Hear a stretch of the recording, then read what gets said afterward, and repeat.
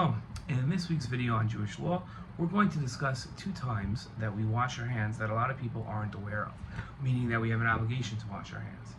The first one is before davening.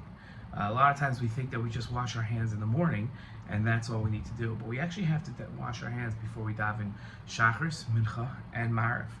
We don't have to wash our hands if we've already washed them at Shachris for Musaf.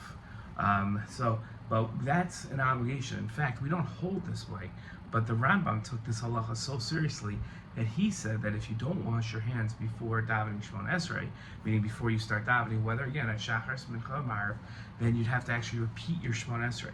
That would make your Shemona Esrei not a good Shemona Esrei, not a real Shemona Esrei, and you'd have to go ahead and repeat it. Again, we don't follow that, but that's just to show you how serious washing your hands is before davening.